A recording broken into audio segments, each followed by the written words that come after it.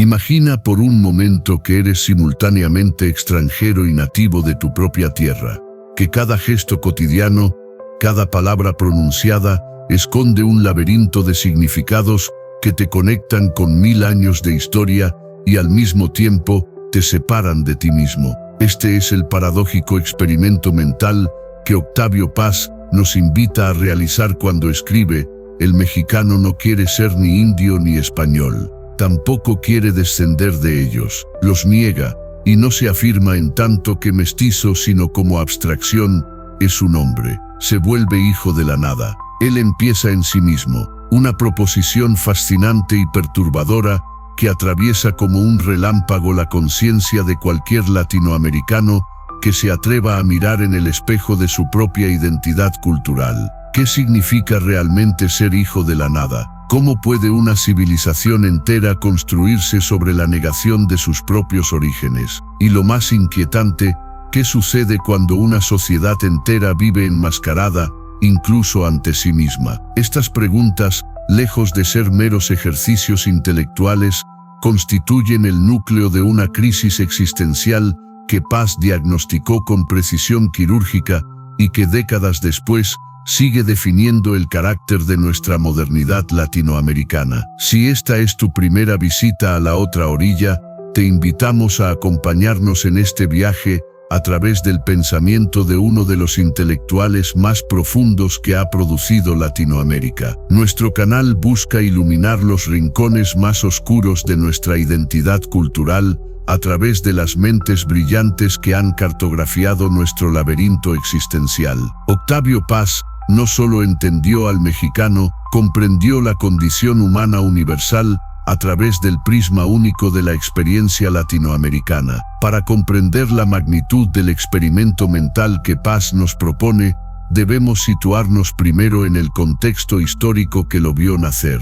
Corrían los años 40 cuando un joven diplomático mexicano, destinado en Francia, comenzó a experimentar una revelación perturbadora. La distancia geográfica se había convertido en una distancia existencial que le permitía observar a México como un objeto extraño y familiar al mismo tiempo. Este extrañamiento productivo, esta capacidad de ser simultáneamente observador y observado, dio origen a El laberinto de la soledad, obra publicada en 1950 que transformaría para siempre nuestra comprensión de la mexicanidad. Paz escribía en un momento crucial. México acababa de emerger de su revolución y buscaba desesperadamente definir su identidad nacional en el escenario mundial. La Segunda Guerra Mundial había sacudido los cimientos de la civilización occidental y las antiguas certezas se desmoronaban como castillos de arena. En este contexto de crisis existencial colectiva, Paz se atrevió a formular una pregunta radical: ¿quiénes somos realmente los mexicanos cuando nos despojamos de nuestras máscaras? La respuesta que encontró fue desconcertante. Bajo la máscara no había un rostro definido, sino otra máscara, y luego otra, y otra más. La identidad mexicana se revelaba como un palimpsesto de negaciones, de capas superpuestas de ocultamiento. El mexicano siempre está lejos, lejos del mundo y de los demás, lejos también de sí mismo, escribió Paz con una lucidez que aún hoy nos estremece. Esta condición de lejanía, de extrañeza fundamental, no es accidental sino constitutiva del ser mexicano según Paz. Tiene raíces profundas en el trauma original de la conquista, evento que el filósofo describe como una violación fundacional, un desmembramiento que dejó al mexicano huérfano de su pasado prehispánico y nunca completamente integrado en la tradición occidental. Los españoles conquistaron a México, pero no lo conquistaron espiritualmente, observa Paz. El resultado fue una herida ontológica que nunca cicatrizó completamente. El experimento mental que Paz nos invita a realizar consiste en reconocer esta herida como nuestra condición existencial de partida, no para regodearnos en ella, sino para trascenderla mediante la conciencia crítica. Nos propone examinar nuestras máscaras no para descartarlas, lo cual sería imposible y hasta indeseable, sino para habitarlas conscientemente, para convertir la negación en afirmación creativa. Pero ¿cuáles son estas máscaras que Paz identifica? La primera y más visible es la del pelado, esa figura popular mexicana cuya agresividad verbal esconde una profunda inseguridad, un vacío existencial que se disfraza de valentía. El pelado lleva su alma al descubierto y su grito es el de la soledad que se reconoce a sí misma, escribe Paz. Esta máscara surge como respuesta defensiva ante un mundo que se percibe como hostil, como una forma de protección que paradójicamente incrementa el aislamiento. Otra máscara fundamental es la de la fiesta mexicana, ese ritual colectivo donde las jerarquías sociales se suspenden temporalmente y el mexicano se permite una libertad que le está vedada en la vida cotidiana. La fiesta, según Paz, no es mero entretenimiento sino un ritual existencial donde la comunidad se disuelve para recomponerse, donde el tiempo profano se interrumpe para dar paso a un tiempo sagrado, circular que conecta con las raíces prehispánicas. En la fiesta el mexicano se abre, participa, comulga con sus semejantes y con los valores que dan sentido a su existencia religiosa o política, observa el poeta. La fiesta, sin embargo, tiene su contracara sombría en la muerte mexicana, esa familiaridad casi irreverente con la finitud que constituye otra de las máscaras estudiadas por Paz. El mexicano frecuenta a la muerte, la burla, la acaricia, duerme con ella, es uno de sus juguetes favoritos y su amor más permanente, escribe en un pasaje memorable. Esta intimidad con la muerte no es simple macabra fascinación sino una forma de trascendencia, una manera de afirmar la vida, precisamente en su carácter perecedero. La complejidad de las máscaras mexicanas se manifiesta también en la relación ambivalente con el poder. Paz observa que el mexicano oscila entre la sumisión absoluta y la rebelión violenta, entre el respeto al presidente y el mito de la revolución permanente. Esta dualidad se expresa en el lenguaje cotidiano, plagado de eufemismos, ironías y dobles sentidos, que constituyen un verdadero código cifrado para navegar las complejas relaciones jerárquicas. La palabra es un puente, pero también una barrera, señala Paz, subrayando cómo el lenguaje mismo se convierte en otra máscara. Quizás la máscara más persistente y problemática sea la que Paz denomina malinchismo, esa tendencia a desvalorizar lo propio y sobrevalorar lo ajeno, especialmente lo europeo y norteamericano. Este término, derivado de la Malinche, la traductora indígena de Cortés, convertida en símbolo de la traición, revela la herida nunca cicatrizada del origen mestizo. El mexicano condena en bloque toda su tradición, que es un conjunto de gestos, actitudes y tendencias en el que ya es difícil distinguir lo español de lo indio, escribe Paz, mostrando cómo esta negación del pasado impide la construcción de un proyecto auténtico de futuro. Si comparamos el análisis de Paz con el de otros pensadores latinoamericanos, encontramos paralelos significativos. José Martí en Cuba, por ejemplo, también reflexionó sobre la condición americana como un estado de desarraigo y búsqueda. Sin embargo, mientras Martí enfatizaba la necesidad de una síntesis creativa entre lo autóctono y lo universal, Paz parece sugerir que la síntesis nunca puede ser completa, que siempre persiste una fisura, un desgarramiento fundamental en el ser latinoamericano. Más cercano a Paz en su enfoque existencialista, es el argentino Ernesto Sabato, quien exploró la condición del hombre latinoamericano como un ser dividido entre la racionalidad europea y la intuición telúrica americana. Tanto Paz como Sabato fueron profundamente influenciados por el existencialismo europeo, especialmente por Sartre y Camus, pero lo reinterpretaron a la luz de la experiencia latinoamericana. Sin embargo, mientras Sartre veía la existencia como una condena a la libertad absoluta, Paz entiende la existencia mexicana como condicionada por estructuras históricas y míticas que limitan esa libertad. El mexicano no es una esencia sino una historia, insiste Paz, señalando que la identidad no es un dato fijo, sino un proceso dinámico, una construcción colectiva en constante evolución. Esta visión procesual de la identidad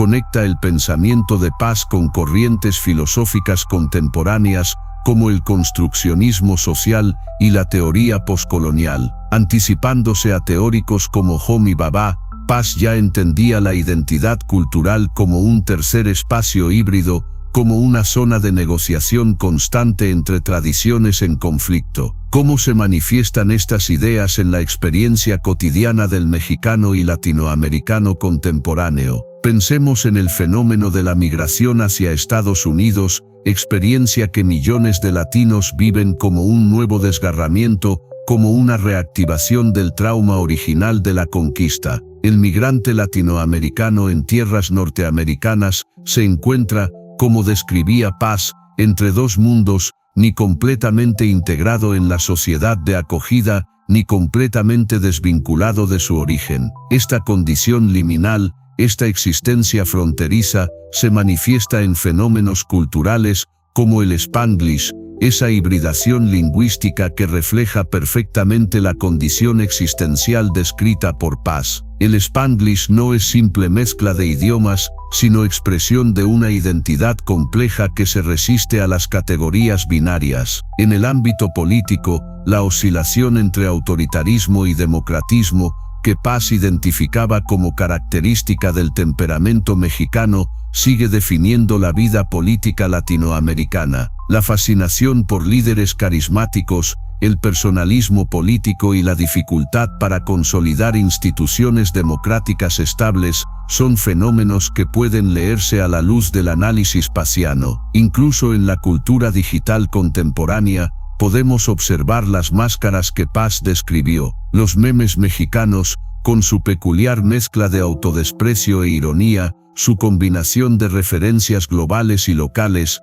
ejemplifican perfectamente esa identidad compleja, esa máscara consciente de sí misma que Paz teorizó. Un obstáculo común para comprender plenamente el análisis de Paz es la tendencia a reducirlo a una serie de estereotipos nacionales. Nada más lejos de su intención. Paz no pretendía definir una esencia mexicana inmutable, sino explorar las estructuras existenciales e históricas que condicionan la experiencia mexicana. Su análisis no es determinista sino liberador. Al comprender las máscaras que llevamos, ganamos la posibilidad de relacionarnos con ellas de manera más consciente y por tanto más libre. Otro obstáculo es la tendencia a leer a Paz exclusivamente desde categorías europeas, ignorando el profundo diálogo que estableció con tradiciones de pensamiento prehispánicas. Su visión del tiempo, por ejemplo, debe mucho a la concepción cíclica azteca, donde el presente no es simple sucesión lineal, sino actualización ritual del pasado mítico. Para el espectador que se acerca por primera vez al pensamiento de Paz, una clave interpretativa fundamental es entender que su crítica cultural nunca es simple denuncia sino búsqueda de trascendencia. Paz no se detiene en el diagnóstico de la soledad mexicana, nos muestra también caminos posibles de comunión, de superación del aislamiento existencial a través de la poesía, el amor y el compromiso político auténtico. Cuando Paz escribe que la soledad es el fondo último de la condición humana, no está proponiendo un nihilismo desesperanzado, sino reconociendo el punto de partida necesario para cualquier búsqueda auténtica de comunión. La soledad reconocida se convierte, paradójicamente, en posibilidad de encuentro verdadero con el otro. Si las reflexiones de Octavio Paz sobre la máscara mexicana han resonado contigo, te invitamos a unirte a nuestra comunidad de la otra orilla. Suscríbete para acompañarnos en futuros episodios, donde exploraremos otros aspectos fascinantes del pensamiento paziano, como su visión de la poesía como conocimiento, su crítica al progreso lineal, o su concepción del amor como reconciliación existencial. En nuestro próximo episodio, profundizaremos en La llama doble, ese extraordinario análisis de Paz sobre el erotismo y el amor como experiencias de trascendencia en un mundo desacralizado. ¿Cómo podemos aplicar el experimento mental de Paz a nuestra propia experiencia como latinoamericanos en el siglo XXI? En primer lugar, invitándonos a una introspección honesta sobre nuestras propias máscaras sociales. Preguntémonos, ¿Qué aspectos de nuestra identidad cultural asumimos automáticamente, sin cuestionamiento? ¿Qué gestos,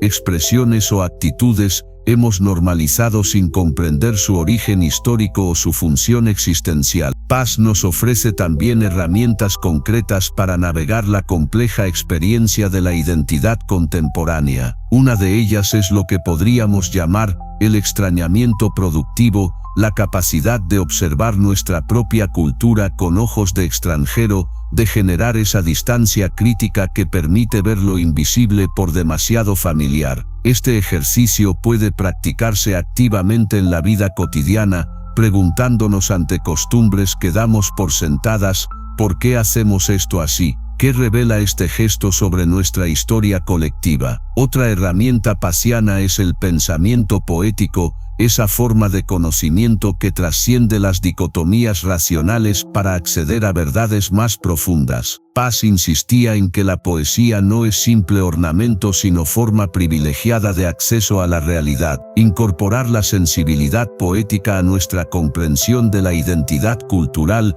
implica estar atentos a los símbolos, las metáforas y los rituales que constituyen el tejido vivo de nuestra comunidad. Para quienes deseen profundizar en este camino, recomendamos no solo la lectura del El laberinto de la soledad, sino también obras complementarias como Postdata, donde Paz actualiza su análisis tras la masacre de Tlatelolco, y El ogro filantrópico, su lúcida crítica del Estado mexicano posrevolucionario. Entre los pensadores contemporáneos que han continuado y enriquecido la reflexión pasiana destacan Carlos Monsiváis, Roger Bartra y Juan Villoro. Un ejercicio práctico inspirado en Paz consistiría en llevar un diario de máscaras, registrando situaciones cotidianas donde nos percibimos actuando desde alguna de las máscaras descritas por el filósofo: el machismo defensivo, la cortesía como distanciamiento, la fiesta como válvula de escape. El objetivo no es juzgarse moralmente sino desarrollar conciencia crítica sobre los patrones culturales que nos constituyen. Para comunidades latinoamericanas en Estados Unidos, el pensamiento de Paz ofrece un marco especialmente valioso para navegar la compleja experiencia de la identidad transfronteriza. Lejos de proponer una falsa elección entre americanización y pureza cultural, Paz nos invita a habitar creativamente esa condición intermedia, a convertir la marginación en perspectiva privilegiada, el desarraigo en posibilidad de reinvención constante. En el ámbito educativo, las ideas de Paz pueden orientar una pedagogía cultural que no se limite a celebrar críticamente la herencia hispana, sino que invite a un diálogo profundo con las tradiciones que nos constituyen. Una educación inspirada en Paz fomentaría tanto el conocimiento riguroso de la historia como la apertura a la reinvención constante de la identidad colectiva. Finalmente, la visión paziana puede orientar nuestra relación con las tecnologías digitales y las nuevas formas de socialidad que éstas generan. En un mundo donde la identidad se fragmenta en múltiples perfiles virtuales, la reflexión sobre la máscara adquiere renovada urgencia. ¿Nos permiten estas nuevas máscaras digitales una expresión más auténtica o profundizan nuestro aislamiento existencial? La respuesta sugeriría Paz no está en la tecnología misma sino en la conciencia crítica con que la habitemos. Hemos recorrido juntos el laberinto que Octavio Paz cartografió con incomparable lucidez, ese territorio existencial donde la identidad mexicana, y por extensión latinoamericana, se revela como un sistema complejo de máscaras superpuestas. Volvamos ahora a esa inquietante proposición inicial: el mexicano como hijo de la nada, como ser que comienza en sí mismo. Lo que inicialmente podría parecer una condena, esa orfandad histórica, ese desarraigo fundacional, se revela bajo la mirada compasiva y profunda de Paz como una posibilidad extraordinaria, porque comenzar en uno mismo significa también la libertad de reinventarse, de crear nuevas síntesis, de habitar creativamente la condición fronteriza que define nuestra modernidad latinoamericana. La verdadera historia de México, escribió Paz, es la historia de un pueblo que busca una forma que lo exprese. Esta búsqueda, este experimento existencial colectivo no ha concluido. Continúa en cada uno de nosotros, en cada gesto cotidiano, en cada palabra pronunciada, en cada máscara conscientemente asumida o creativamente subvertida. No somos hijos de la nada, sino creadores de mundos posibles. La soledad reconocida se convierte en puente hacia el otro, y el laberinto, una vez cartografiado, se transforma en jardín donde el encuentro verdadero se hace posible. Esta es, quizás, la más profunda enseñanza que podemos extraer del experimento mental de Octavio Paz, que nuestras máscaras, cuando las habitamos con plena conciencia, pueden convertirse en rostros verdaderos.